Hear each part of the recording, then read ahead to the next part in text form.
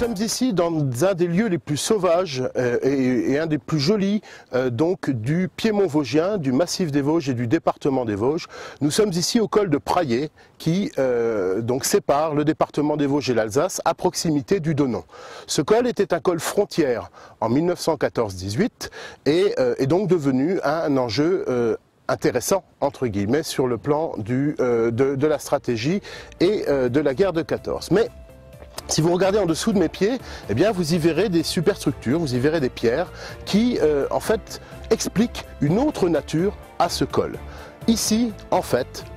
il y a des traces absolument extraordinaires qui sont restées inconnues aujourd'hui sous les frondaisons, qui sont en fait les traces du plus haut col ferroviaire du département des Vosges, aujourd'hui conservé. En effet, ici, à presque 1000 mètres d'altitude, eh bien, se trouvait une voie ferroviaire forestière construite par les Allemands en 1914-1918 et dont les traces subsistent encore aujourd'hui. Nous allons les découvrir.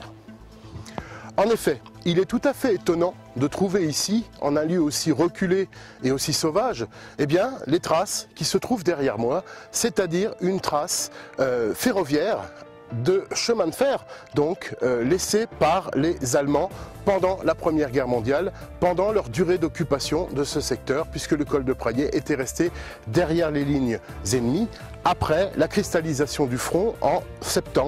octobre 1914.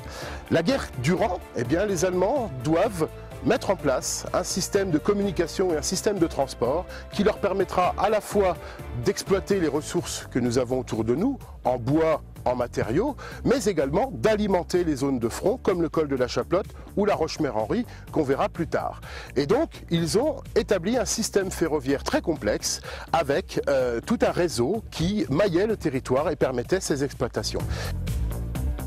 L'endroit où je me trouve est en fait une ligne